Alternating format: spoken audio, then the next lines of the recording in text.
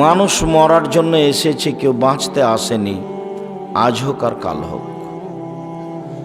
যখন মানুষকে মরতেই হবে, জব দিতেই হবে, তাহলে অল্প সময়ের জন্য মানুষের মতো মরা হয়েই, মুসলিম হয়ে মরাই উচিত। জব দিতেই হবে, আজ হোক আর কাল হোক। আর জবের বিষয়টি খুব কঠিন। উনি যখন বিচার আরম্ভ করবেন, প্রারম্ভের অবস্থা, আল ইয়াউমা লা তামলিকু নাফসুন লিনাফসিন শাইআ ওয়াল আমরু ইয়াউমাইযিন লিল্লাহ। আজ কোনো মানুষ কোনো মানুষের কোনো উপকার করতে পারবে না, একাচ্ছত্র মালিকানা আল্লাহর হাতে থাকবে, কেউ কারোর কোনো উপকার করতে পারবে না। বিচারের দিন বড় কঠিন। বিভিন্ন দিন বলেছি, কবর যত কঠিন, কিয়ামত তার চেয়ে অনেক অনেক অনেক বেশি কঠিন। কিয়ামত যত কঠিন, জাহান্নাম তার চেয়ে অনেক অনেক অনেক বেশি কঠিন। উসমান রাদিয়াল্লাহু তাআলা আনহু ইযা ওয়াকাফা আলা কবরিন, যখনই তিনি কোনো কবরের পাশে দাঁড়াতেন, তখন তিনি কাঁদতেন। হাত্তা ইয়াবুল্লা লিহিয়াতাহু, কেঁদে তিনি তার দাড়ি ভিজিয়ে দিতেন। দুই চোখের পানি ঝরঝর ঝরঝর করে দাড়ির উপর দিয়ে বয়ে পড়ত। তাকে বলা হতো, তাজকুরুল জান্নাত ওয়ান নার ফালা তাবকি ওয়া তাবকি মিন আদা। আপনি তো জাহান্নামের কথা বলেন, জান্নাতের কথা বলেন, তখন তো এত কাঁদেন না, কিন্তু যখনই আপনি কবরের পাশে দাঁড়ান, তখন আপনি এত কাঁদেন কেন? এটা তাকে জিজ্ঞাসা করা হলে তিনি উত্তরে বললেন, দেখেন, আল্লাহর নবী বলেছেন, আল কবর আউয়ালু মানজিল মিন মানাজিলিল আখিরা। কবর হচ্ছে প্রথম স্তর, কবর হচ্ছে প্রথম বিপদ, কবর হচ্ছে প্রথম স্তর। পরকালে যত স্তর আছে, তাহলে কয়েকটা স্তর আছে। ফাইন না যাবেনহু ফা বাদা আইসারু মিনহু, যদি কবরে মানুষ বেঁচে যায়, তাহলে এরপরে যত স্তর আছে সব সহজ হয়ে যাবে। ওয়ান্না মেনজু মিনহু ফা বাদা আসাদ্দু মিনহু, আর যদি মানুষ কবরে বাঁচতে না পারে, তাহলে এরপরে যত স্তর আছে সব আরো জটিল ও কঠিন হয়ে যাবে। কবর যত কঠিন, কিয়ামত তার চেয়ে অনেক বেশি কঠিন। কিয়ামত যত কঠিন, জাহান্নাম তার চেয়ে অনেক অনেক অনেক বেশি কঠিন।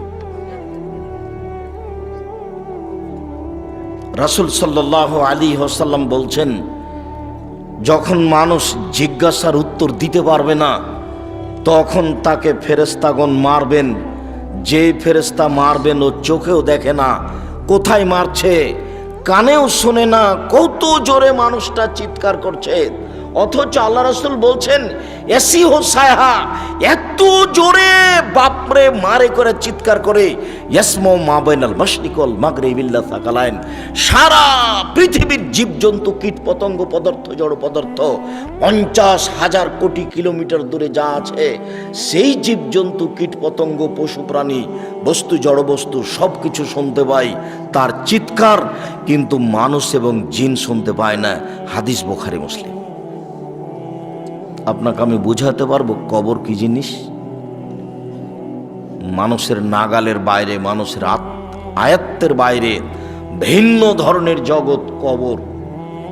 রাসূল সাল্লাল্লাহু আলাইহি সাল্লাম বলেন, মা রাআইতু মানজারাল কাতল কাবরাজা মিনহু, আমার জীবনে দেখিনি কোনো দৃশ্য যেটা কবরের চেয়ে আশ্চর্য হতে পারে।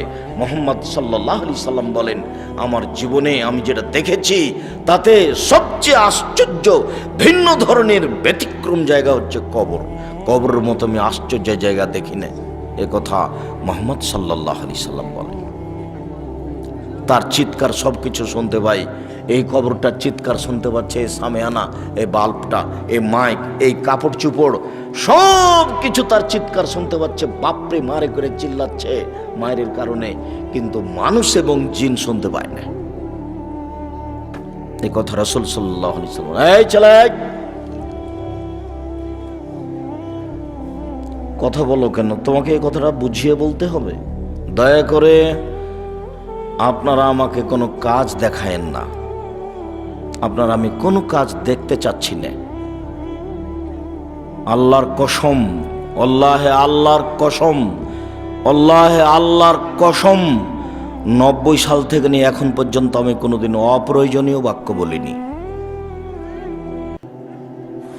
আল্লাহর কসম 90 সাল থেকে নিয়ে এখন পর্যন্ত আমি কোনোদিন কারো বিরুদ্ধে কোনো কথা বলিনি।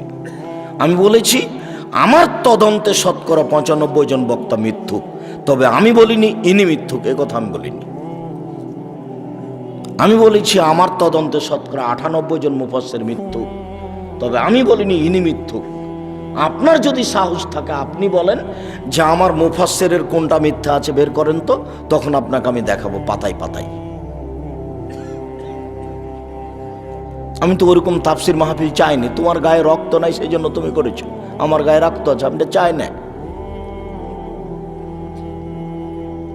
অর্থাৎ তো হিতাহিত জ্ঞান নেই যে দাউদ আলাইহিস সালাম কোনো মহিলার প্রেমে পড়বেন কিনা, এত বড় নবী এরকম হতে পারে? উনি দাউদ আলাইহিস সালামের কাহিনী আমাকে আর আপনাকে শুনিয়ে দিলেন, ইউসুফ জুলেখার বিবাহের কাহিনী শুনিয়ে দিলেন, হয়ে গেল তাফসির। বিবেচনা আছে? হাজার হাজার লক্ষ লক্ষ মিথ্যা তাফসির আছে। এদেশে একটা বই পাওয়া যায়, বইয়ের নাম তাফসির কি মিথ্যা হতে পারে, জানি না কোনোদিন নাম শুনেছেন কিনা। বইয়ের নামই হচ্ছে তাফসির কি মিথ্যা হতে পারে। তার মানে ওই বইয়ে যা তাফসির আছে সবই মিথ্যা।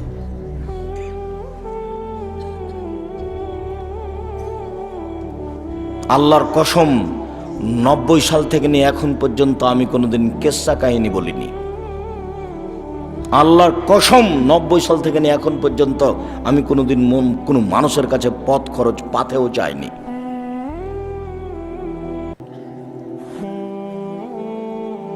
কেউ নাকি আপনাদের কাছে এসে বলছেন যে উনি সরকার বিরোধী কথা বলেন। আমি এ যাবৎ কোনোদিন সরকার বিরোধী কোনো বাক্য ব্যবহার করিনি। দেখি কোন মায়ের বেটা এমন আছে আমার বক্তব্য বের করতে পারে। আমি যখন শিরকের তালিকা দিয়েছি তখন বলেছি এটা এটা এটা এটা শিরক।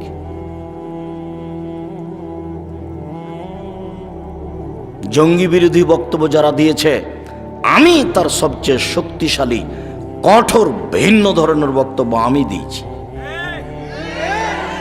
সেটা বিচার এমনিতেই করতে পারে, থানা থেকে একটা এসে কিছু বললেই হলো, তার বিবেচনার হিসাব আছে। অতএব কষ্ট করে হলেও যদি শত অনুরোধের কারণে আপনার কাছে চলে আসতে পারি, দয়া করে যতক্ষণ পর্যন্ত আমি থাকব ততক্ষণ পর্যন্ত আপনি আপনার প্রয়োজন দেখায়েন না।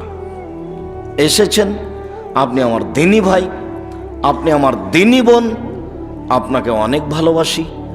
আপনি ভদ্রতা বজায় রেখে চুপচাপ আলোচনা গুরুত্ব সহকারে শোনার চেষ্টা করবেন। আপনার কিছু না কিছু উপকার করবই করব ইনশাআল্লাহ। আপনি আমাকে দেখতে পান আর না পান, এক পায়ে দাঁড়িয়ে থাকবেন। অনেক সময় তো থাকেন। আপনাকে তো আমি বলেছি যে মানুষের জীবনে 4টা জরুরি কাজ, এর চেয়ে জরুরি কাজ আমি মনে করি না আর কিছু আছে। 1 5 ওয়াক্ত সালাত, 2 হালাল রুজি, 3 কোরআন তেলাওয়াত, 4 দুজন যেখানে বসে আছে সেখানে বসবেন না। প্রায় দোকানে ল্যাংটা মেয়ে নাচে আর আপনি বসে থেকে আড্ডা পিটেন টুপি মাথায় দিয়ে, চক্ষু ঠান্ডা করেন, কলিজা ঠান্ডা করেন ল্যাংটা মেয়েকে দেখে। তাহাজ্জুদ পড়ে ল্যাংটা মেয়েকে দেখে আপনি জান্নাত কিনতে চান, জান্নাত পড়ে আছে। রাসূল সাল্লাল্লাহু আলাইহি সাল্লাম বলছেন হুজবাতিন নার বিশাওয়াত, জাহান্নাম ঘেরা আছে মনের ইচ্ছা দিয়ে। আমি অনুবাদক, এই কথা মুহাম্মদ সাল্লাল্লাহু আলাইহি সাল্লাম আজ থেকে 1450 বছর পূর্বে বলেছেন, হাদিস বুখারী মুসলিম। ও হুজবাতিল জান্নাত বিল মাকারিহি, নিয়ম নীতি কষ্ট ক্লেশ ত্যাগ তিতিক্ষা অনেক কিছু দিয়ে জান্নাত ঘেরা আছে। জান্নাত সহজে পাওয়া যায় না, জাহান্নাম সহজে পাওয়া যায়। মনের ইচ্ছা দ্বারা জাহান্নাম ঘেরা আছে। দাড়ি চাঁচে যে মন মতো চলে সে, দাড়ি ছোট করে যে মন মতো চলে সে, প্যান্ট টাকনোর নিচে পরে যে মন মতো চলে সে, দোকানে বসে আড্ডা পিটে যে মন মতো চলে সে, দোকানে বসে একজন আর একজনের বদনাম করে যে মন মতো চলে সে, মন মতো চলে যে জাহান্নামে যাবে সে, সুদ ঘুষ খায় যে মন মতো চলে সে, মন মতো চলে যে জাহান্নামে যাবে সে। ওই রাত 2টা 3টায় ঘুমিয়ে সকাল 8টা 9টার দিকে উঠে মুখখান ভ্যাংচা হয়ে থাকে, ইবলিস ওর মুখে পেশাব করে দিয়েছে। এ কথা আমি বলিনি, এ কথা মুহাম্মদ সাল্লাল্লাহু আলাইহি ওয়াসাল্লাম বলেছেন যে ওর কানে শয়তান পেশাব করে দিয়েছে। হাদিস বুখারী মুসলিম। যার জন্য মুখখান ভ্যাংচা হয়ে আছে, 7টা 8টার সময় উঠেছে। ও কি আল্লাহকে মূল্যায়ন করবে? ও তো মন মতো চলে যে জাহান্নামে যাবে। সে কিসের ছাই ক্লাস 10-এ পড়েছে মেয়েটা, এখন বসে আছে মাথায় কাপড় না দিয়ে, তো কি জান্নাত লাভ করবে? মাস্টার ডিগ্রি পাস করেছে, ল্যাংটা নগ্ন হয়ে ঘুরে বেড়াচ্ছে, নিজেও ক্ষতিগ্রস্ত হলো, জাতিকেও ক্ষতিগ্রস্ত করলো, নিজেও পাপী হলো, জনগণকে পাপী করে জান্নাত কিনতে চাচ্ছে। আমি এ কথা বলিনি, মুহাম্মদ সাল্লাল্লাহু আলাইহি সাল্লাম বলেন, হুজবাতিন নার বিশাহওয়াত, মনের ইচ্ছা দ্বারা জাহান্নাম ঘেরা আছে। নিয়ম নীতি কষ্ট ক্লেশ ত্যাগ তিতিক্ষা দিয়ে জান্নাত ঘেরা আছে। এটা তার